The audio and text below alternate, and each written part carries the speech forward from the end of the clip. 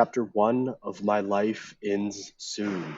Tomorrow, I'm moving to the other side of the planet, and I don't think I'll ever come back.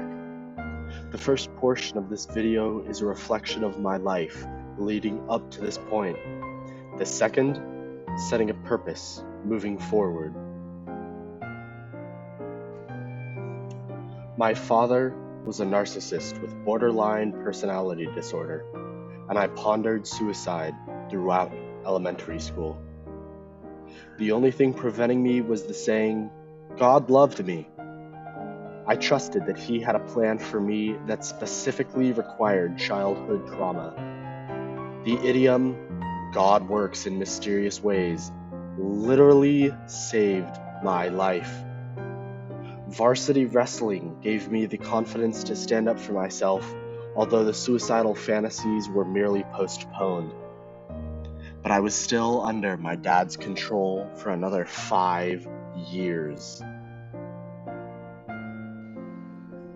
I refused to consider my upbringing until my high school partner dumped me like a sack of potatoes 2 years past escaping my father. Psyche now full of trauma, smoking brought temporary distraction. Bipolar, I danced between mania and depression. Self-harming, suicide hanged on my horizon.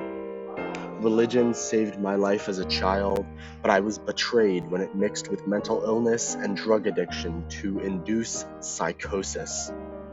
The proverbial, "I've got demons, kid," was more literal for me. I legitimately thought there was a supernatural being tormenting me. I went to church almost every week of my life until the pastor called me into his office. His colleague, whom I had respected for years, had been waiting to read from the book of Matthew. They said that I always smelled of weed, which wasn't untrue. That I was tainting the faith of my peers. They told me to never come back. I went to them for help, and they exiled me. They weren't malicious, no, just doing what they thought was right, but they were misguided, same as I. I cannot blame them for their ignorance, nor their lack of perspective. I eventually got healthy, but I couldn't trust the Creator anymore, nor His servants. Years later, I am open to the idea about the existence of higher beings, but for the sake of my sanity, I am an atheist.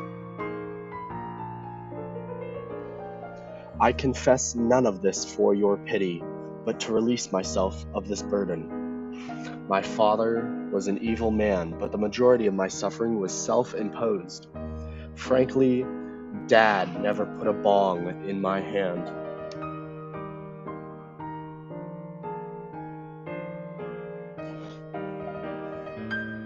My life is not behind me, but ahead of me. I cannot change the past, but I can give it meaning. I can study philosophy, the ponderings of the human condition from countless humans since the dawn of civilization, so I might understand the pain that drove my father to do what he did. I can work on myself indefinitely, journaling and meditating, so if I'm ever lucky enough to have the opportunity one day, I can be what my father was not. I need to keep meditating regularly, so I may not be dragged around by the cravings that once controlled me, so I may not succumb to the same anger that started all of this. I want to be good, to make the world better. I am leaving the land of my birth, searching for a school to study medicine. Once I get my medical certificate, before I start my career, I will ponder my path once more.